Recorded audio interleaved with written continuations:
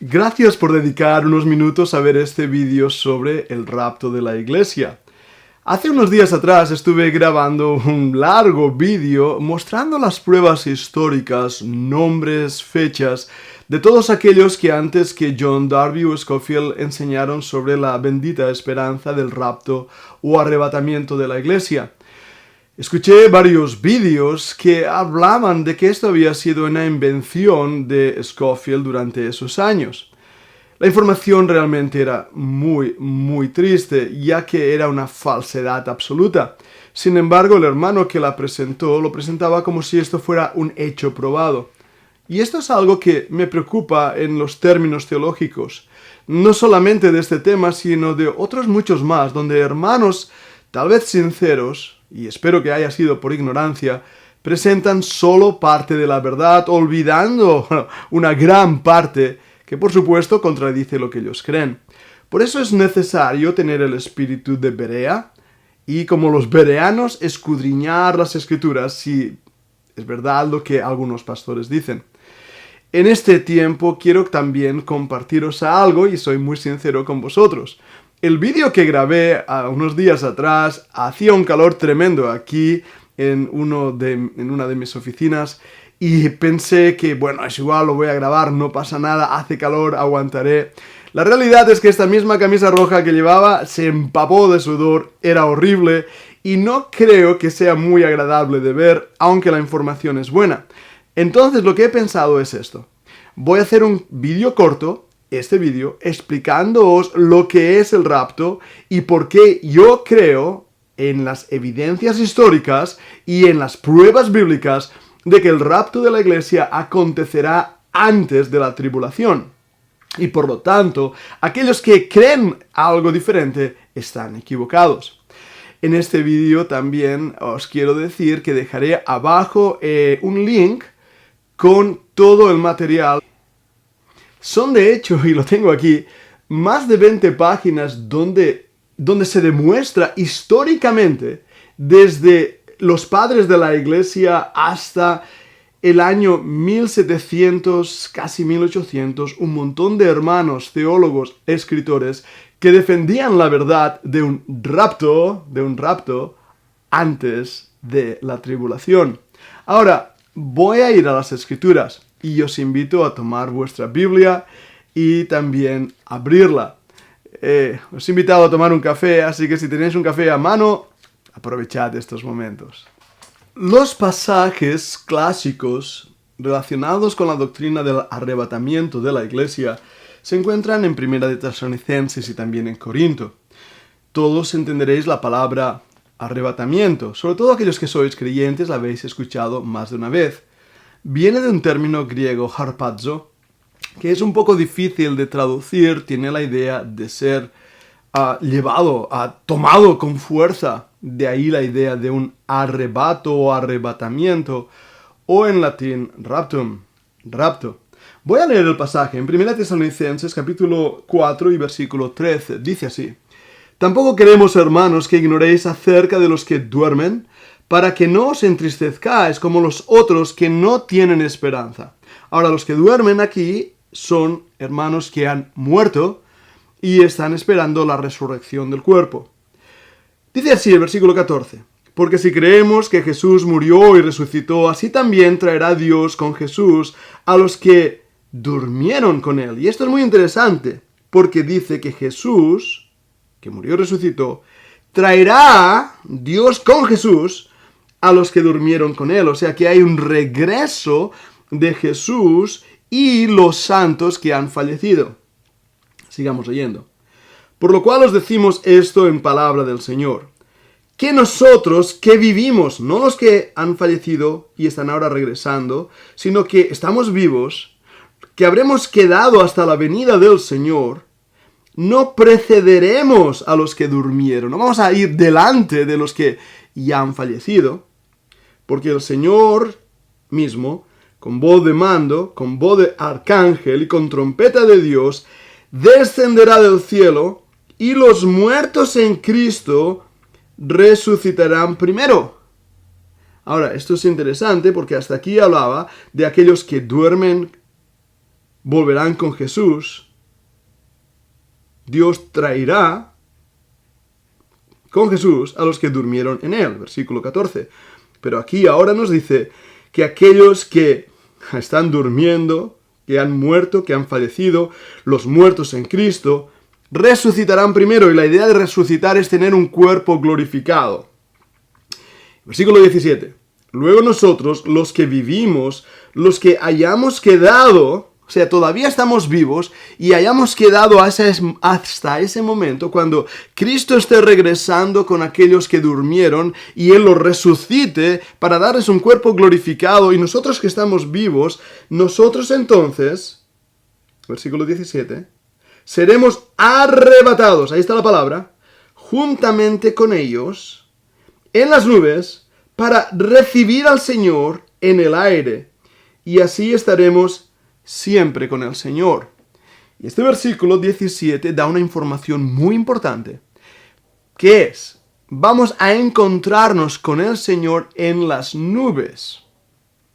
Vamos a estar con Él en ese punto importantísimo de encontrarnos con Él en las nubes. ¿Por qué digo eso? Porque los que creen que este acontecimiento sucederá cuando la venida del Señor física, visual, en Israel, en el monte, en el monte de los olivos, en su segunda venida, ellos dicen que esto va a acontecer en ese momento, cuando después de la tribulación, los que han resucitado, los muertos regresen con Cristo, y nosotros que vivimos también lo hagamos. Lo que ellos dicen es que nosotros pasaremos la tribulación, y entonces, en el momento en que Cristo regrese con los que habían muerto y los resucite, entonces nosotros seremos también arrebatados, llevados con el Señor en esa segunda venida, en el momento en que Él regrese visualmente. ¿Cuál es el problema? Hay dos problemas ahí. El primero es que ese regreso de Cristo no es en las nubes, es visualmente, y pondrá sus pies en el monte de los olivos. No es en las nubes, como aquí dice. Segundo lugar, y esto es mencionando otro pasaje, veremos ahora, el rapto va a ser en un abrir y cerrar de ojos, va a ser muy rápido. Sin embargo, en esa segunda venida se nos dice que todo ojo verá al Señor, lo cual no coincide. Hay algo aquí que muestra que hay una diferencia entre la segunda venida visual, todo ojo le verá, pondrá sus pies en el monte de los olivos. Hay una diferencia en ese evento, y este evento que he leído ahora, donde los muertos en Cristo resucitarán y los vivos creyentes seremos arrebatados con ellos para recibir al Señor en el aire. Y esto sucederá en un abrir y cerrar de ojos. Vayamos a otro pasaje, vayamos a 1 Corintios, y voy a leer en el capítulo 15, el versículo 51. Dice así: He aquí os digo un misterio. Y esa palabra es clave. Esto es algo diferente. Esto es algo que ahora nos va a revelar, algo que no se sabía antes. Por eso es un misterio. La palabra misterio aparece 5 veces, si recuerdo bien, en diferentes contextos, y uno de ellos tiene que ver con este acontecimiento. No todos dormiremos. ¿Recordad las otras palabras que hemos leído? Pero todos, vivos y muertos, seremos transformados. Y esto es una palabra muy importante. En un momento, fijaros ahí, en un abrir y cerrar de ojos, a la final trompeta, porque se tocará la trompeta y los muertos serán resucitados, incorruptibles, y nosotros seremos transformados. Ahora, yo sé que tomando las palabras aquí de la trompeta a la final trompeta, muchos creyentes ponen el arrebatamiento de la iglesia en la mitad de la tribulación. Esa mitad de la tribulación, y lo veremos con otros pasajes, tiene otro problema. El problema básico es que el Señor nos ha prometido librarnos de la ira venidera. Ahora, voy a seguir leyendo porque aquí hay algo que es muy interesante, y acompáñame por favor en las Escrituras, en el versículo 53. Cuando ha dicho que nosotros seremos transformados, porque es necesario que esto corruptible se vista de incorrupción, esto mortal se vista de inmortalidad. Y cuando esto corruptible, nuestro cuerpo, se haya vestido de incorrupción, un cuerpo glorificado, esto mortal se haya vestido de inmortalidad, entonces se cumplirá la palabra que está escrita: sorbida es la muerte con victoria. ¿Dónde está, oh muerte, tu aguijón? ¿Dónde, oh sepulcro, tu victoria? Ya que el aguijón de la muerte es el pecado y el poder del pecado, la ley. Ahora, en el Corinto, el contexto nos está hablando del poder de la resurrección para aquellos que han muerto, pero para aquellos que todavía viven y que vamos a ser transformados con un cuerpo glorificado, un cuerpo libre del pecado, por lo tanto libre de la muerte, porque la paga del pecado es muerte. Así que es importante que entendamos esta palabra. El arrebatamiento, el rapto, es el evento que va a acontecer cuando Jesucristo regrese, resucitando a los muertos que han creído en Él, llevándolos a las nubes, y a la vez nosotros que vivimos seremos arrebatados, llevados en un abrir y cerrar de ojos, para ser transformados en un abrir y cerrar de ojos, para poder estar siempre con el Señor. Esto es la doctrina del arrebatamiento. Ahora, esta doctrina fue inventada por Darby, fue inventada por Scofield, no. Y si lees la documentación, 20 páginas y no más, que os he presentado antes, podéis ver el recorrido histórico al cual me refiero.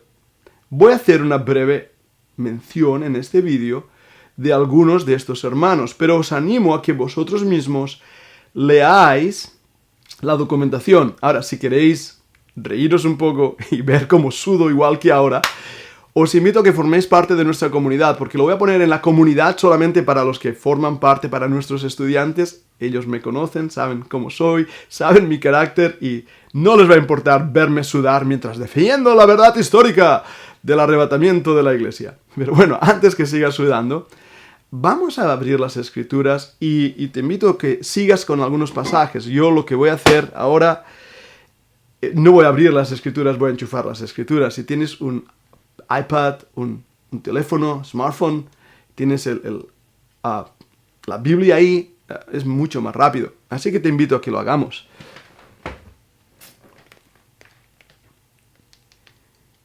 La razón que te he invitado a que tomes café también es porque creo que la teología con el café es maravillosa. Me encanta el café y me encanta la teología.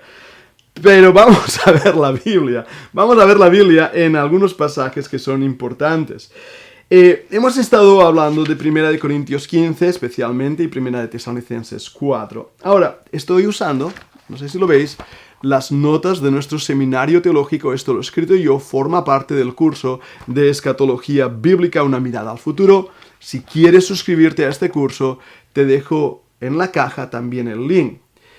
En la defensa histórica sobre el rapto de la iglesia, en la primera etapa de la iglesia se creía en la esperanza bienaventurada del regreso inmediato, inminente del Señor Jesucristo en cualquier momento.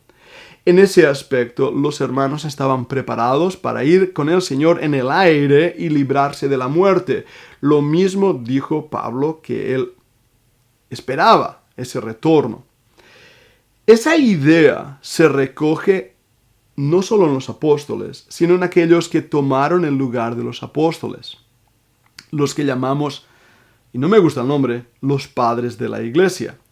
Hipólito y Abelardo, a Alejandro, más tarde será Agustín, etcétera, etcétera, desde los primeros años hasta ya el 400. Pero en los padres de la iglesia, especialmente con Irineo, hay una visión premilenialista, es decir, antes del milenio. Agustín, sin embargo, un padre de la iglesia más tardío, nos va a introducir a una interpretación alegórica de las escrituras y lo que él va a hacer es negar el milenio, diciendo que es algo simplemente simbólico. Esta es la idea que muchos de los que son reformados o reformadores han abrazado, porque siguen las enseñanzas de Agustín de Hipona. En el año 306, Efraín de Nisibis habla de esta bienaventurada esperanza del arrebatamiento de la iglesia. Lo mismo lo hace el Códice Amitinus, 690 al 716.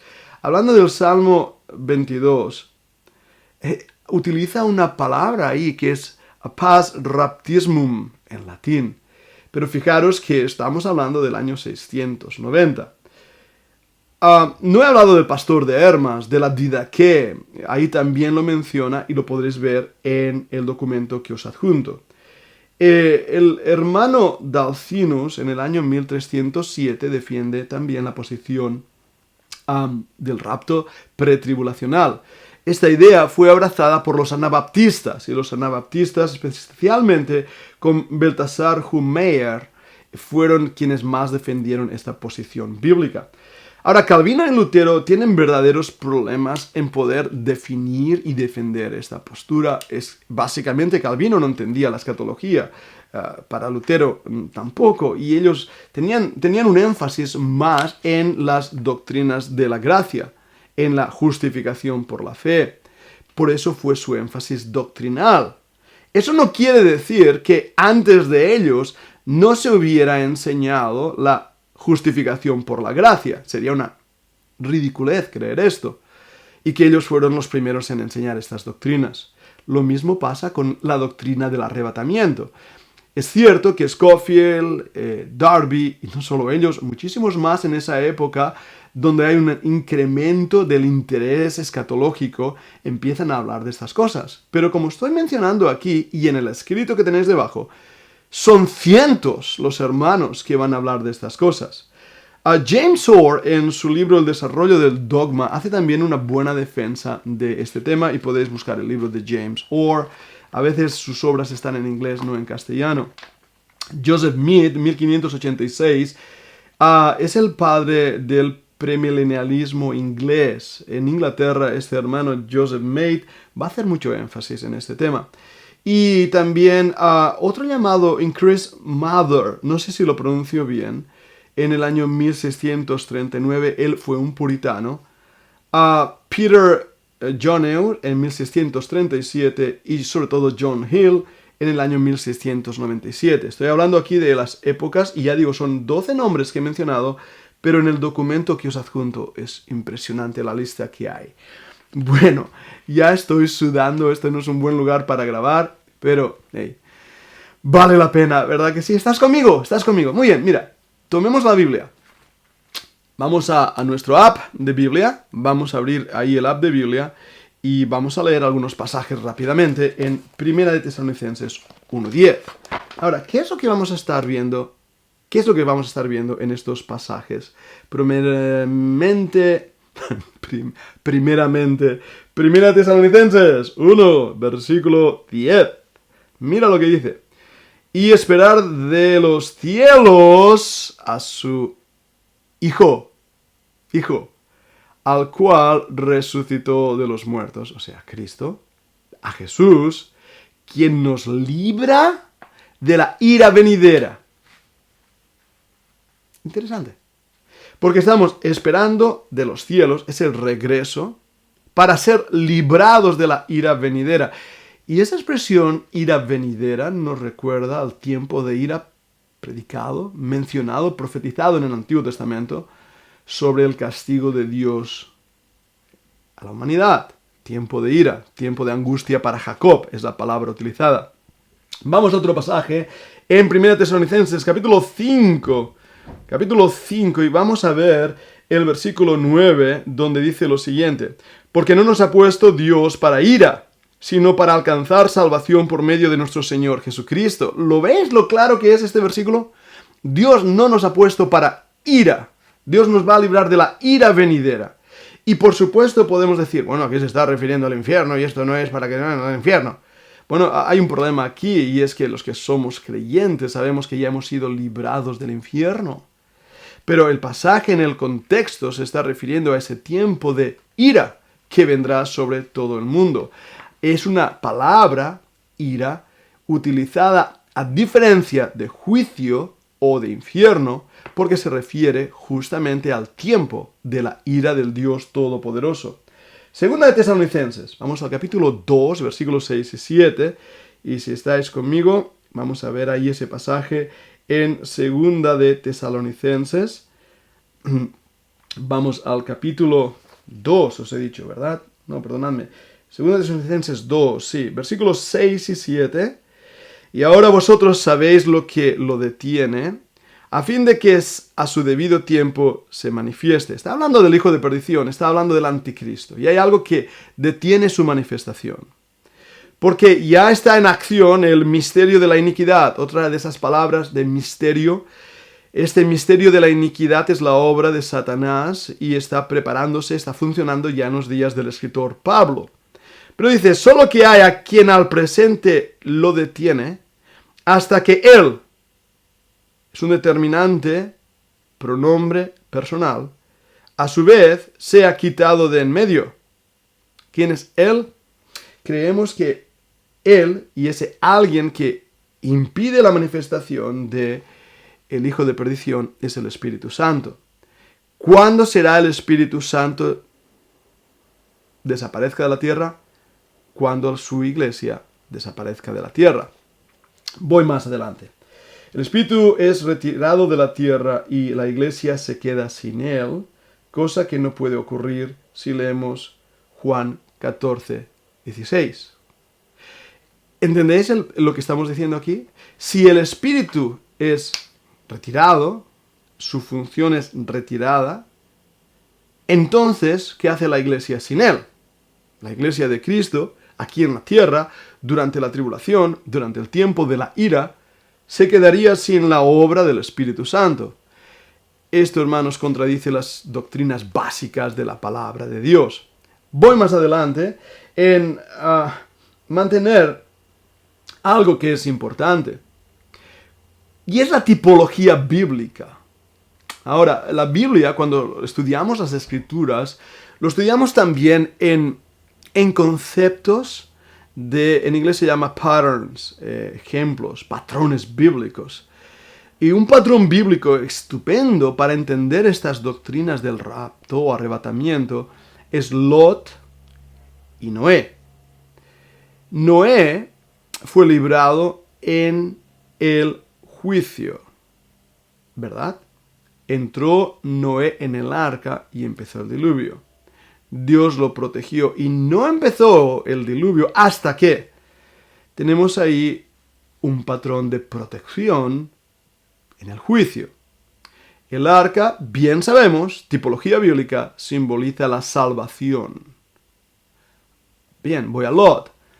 El juicio sobre Sodoma y Gomorra empezó cuando Lot salió de Sodoma y Gomorra. Ambos patrones nos muestran una protección y un cuidado de Dios sobre su pueblo. Voy a Apocalipsis 4.1. ¿Estás conmigo? Muy bien. Gracias por estar hasta este punto. Si estás realmente recibiendo bendición, si tienes preguntas, por favor, están ahí la caja de comentarios y están justamente para eso. Yo estoy intentando que la cámara me encuentre porque a veces pierdo el enfoque. Ahí está. Muy bien. Lee Apocalipsis. Vamos a Apocalipsis esta vez 4.1. Apocalipsis 4.1. Y me es una bendición que estés aquí conmigo. De verdad que sí, gracias por estos momentos. En Apocalipsis 4.1, mira lo que dice. Después de esto, miré, he aquí una puerta abierta en el cielo, y la primera voz que oí como de trompeta hablaba conmigo y dijo, sube acá, y yo te mostraré las cosas que sucederán después de estas. Ahora, varias cosas importantes de este versículo se encuentra en el capítulo 4. Bien. Capítulo 3 es el final de la carta a las iglesias, la Odisea siendo la última iglesia. A partir del capítulo 4 en adelante, nunca más se utiliza la palabra iglesia en este libro de Apocalipsis, así que es muy interesante. Pero hay otra palabra que es muy interesante. Sube acá. Sube acá. Justamente esa es la terminología usada para el rapto de la iglesia. Sube acá, a las nubes del cielo. Pero hay algo mucho más interesante. dice que la primera voz que oí como de trompeta. ¿Recuerdas lo que decíamos en Corinto? Que Dios nos llamará con voz de trompeta. O sea, este versículo reitera, enfatiza una verdad que está siendo transmitida a lo largo de diferentes pasajes. Pero hay más, y quiero que me acompañes porque en Apocalipsis, y no lo vamos a leer, bueno, vamos a leerlo, va, Apocalipsis 22, 17, vamos a Apocalipsis 22, 17, yo estaba intentando ganar un poco de tiempo, pero total, no vale la pena ganar un poco de tiempo.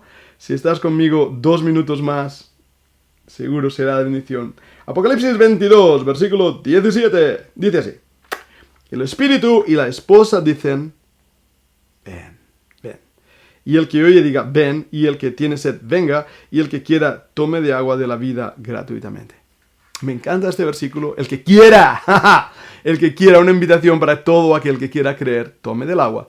Pero aquí nos habla de la esposa. Y ese es un tema teológico importantísimo a la hora de determinar que la iglesia no pasará el tiempo de tribulación. Apocalipsis. Capítulo 4 en adelante nos narra qué pasará con la iglesia. Están los galardones, dar el juicio para la iglesia, según hayamos servido al Señor, las bodas del Cordero, la cena del Cordero.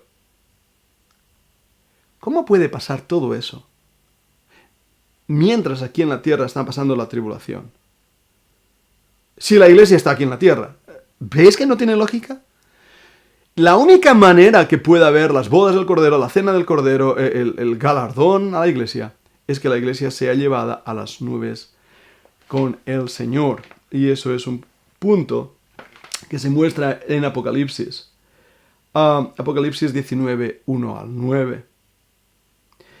Algo también que nos llama la atención es Apocalipsis 6, cuando nos habla del anticristo y que se le quitará su poder cuando, o su dominio es la palabra que utiliza, cuando Cristo vuelva a la tierra, cuando en su segunda venida visible, no antes. Y esto une a la idea y que decíamos que no se manifestará el hijo de perdición hasta que sea quitado del medio el que impide y lo que impide. Por último, en Efesios 5, 25 al 27. Efesios 5, 25. Vamos un momento ahí, enchufemos nuestros apps bíblicos y vayamos ahí a Efesios. Y el pasaje es Efesios capítulo 5. Muy bien. No os preocupéis, cuando tenga más dinero podré comprar un iPad de esos tan chulos. Pero ahora mi teléfono me es maravilloso.